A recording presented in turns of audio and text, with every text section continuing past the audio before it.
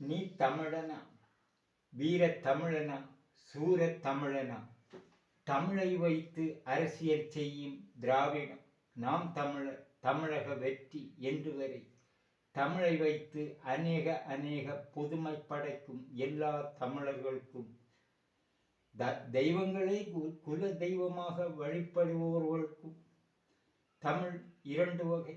முதல் வகை ஓலை குறிப்புகள் தெய்வத்தை அடைய, இரண்டாம் வகை படிப்பறிவிற்கு. முதல் வகை ஓலைச்சுவடிகள் அன்று முதல் தனம் கொடுத்து கற்றது. இரண்டாம் தமிழ் பள்ளிக்கூடத்தில் அச்சடி காலம் முதல் பொது படிப்பறிவு. 2000ற்கு பிறகு தமிழ் மக்கள் எழுத்தறிவு படிப்பு. பெயர் எழுத படி இன்று தெரிவது உலக மக்கள் தோன்றியதிலிருந்து நடப்பது. இன்று எழுத்தறிவு. இன்று எல்லாவறிவிலும் அன்றும் இன்றும் பொது படிப்பில் இல்லாத ஓலைக்குறு குறிப்புகள். அதில் உடல் கூற்று தெய்வம் ஆவது. அதற்கு எந்த எழுத்து ஒலிப்படிப்பு அர்த்தம் உடலை குறித்து படித்து ஆசானாகி அதில் பண்டிதனாய் மனைவி குடும்பம் சொத்து விட்டு தனிமையில் நாடு விட்டது. இன்றும் நம் முன்னில் வள்ளலார், குணகுடி மஸ்தான், தக்கலை நூர் முகமது, குமரி ஐயா, முனி உடலான நாராயணகுரு 1976 மெய்வழிச்சாலை காதிர் பாஷா உடல் மரித்தும் 24 மணிக்கூர் கழிந்தும் உடல் சூடுநிலை நாற்றம் இல்லாத மேனி ஆன தத்துவம் ஆவதற்கு எம்முறை படிப்பு வேண்டும். இன்றைய படிப்பறிவில் அவை எதுவும் கிடையாது. பழைய தமிழ் ஓலை குறிப்புகள் படிப்பில் தனம் கொடுத்து படித்தவர்கள் இம்முறை படிப்புடல்.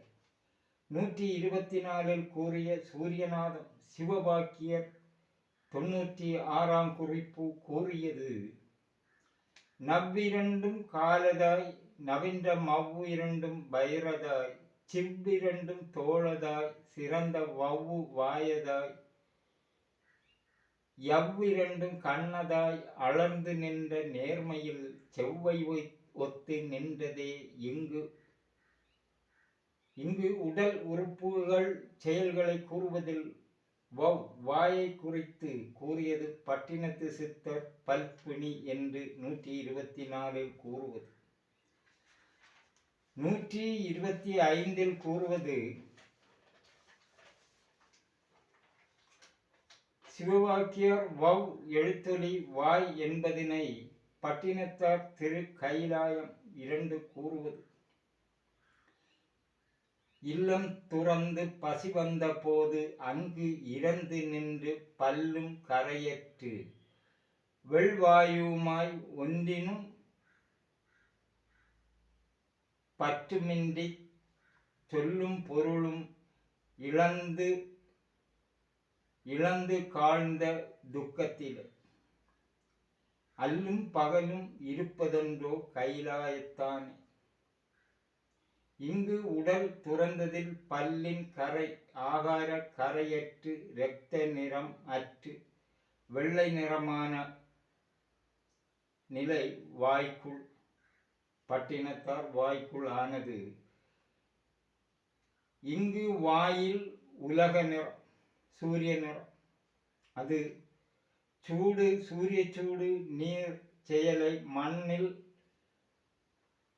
அந்த சூடு நீர் சக்தியை இல்லாமல் ஆக்குவது போன்று இங்கு அந்த சூரிய ஒளியை ஏற்றுவதில் உடல் நீரை சூரிய சூடு அகற்றி வெள்ளை நிறமானது. அந்த உடலுக்குள் நீரற்ற உடல் இங்கு பட்டினத்தார் வாய்க்குள். இது தெய்வ கதையாவதில் கண்ணன் அவதாரம். அது மண்ணை தின்று வாயில் உலகம் காட்டிய கண்ணன் அந்த அவதாரம். கண்ணன் கண் செயலில் நன் அகங்காரம் காமம் விட்ட உடல் செயல் இன் முகத்தில்.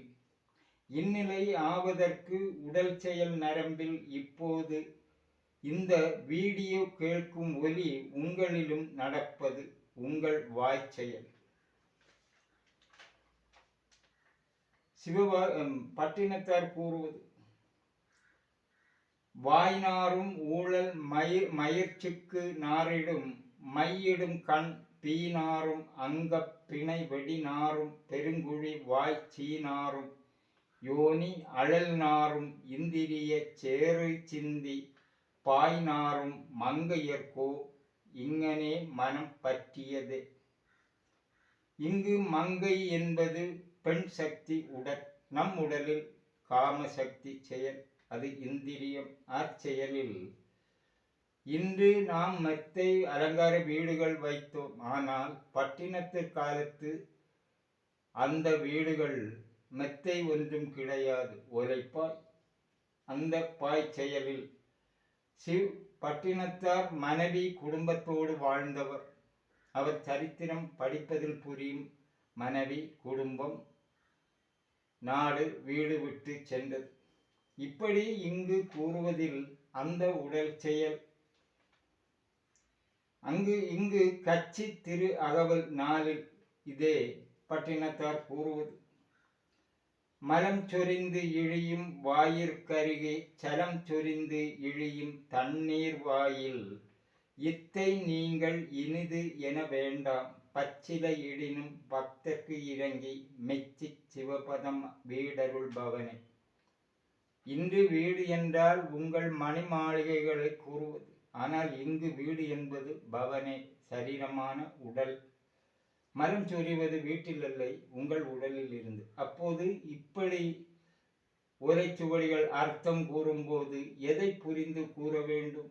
உங்கள் வீடையா? இல்லை, உடல். அந்நிலை உடலை கூறுவது. அதுதான் ஓலை எழுத்து படிப்பு, எழுத்து ஒலி செயல் படிப்பு. அதன் அர்த்தத்தில் வீடு என்பது பவனம் என்பது வீடருள் பவனே. பவனே ஒவ்வொரு பாக செயலை 6 ஆதார தத்துவத்தை கூறுவது. 96 தத்துவ உடலை சேர்த்து. ஆனால் அப்படி அங்கு கூறுவது இன்று எப்படி நீங்கள் நம்புவீர்கள்?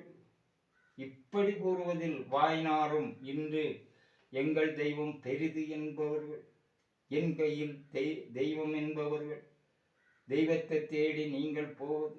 இங்கு உடலில் இருந்து செயலை கூறுவது. பச்சிலை, பச்சை பிளஸ் சிலை, பச்சை பசேலென்று வளர்ந்து வருவதை உண்ணும் உடல் ஆகாரம்.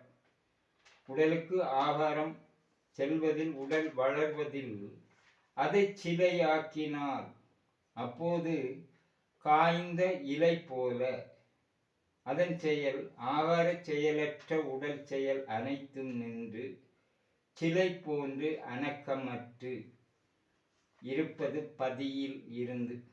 அது சிலை போன்று உடலில் நீரற்று நிற்பதில் அந்த உடலிலிருந்து உயிர் ஊட்டும் பிரத்யாகார தத்துவம் ஆக்குவது.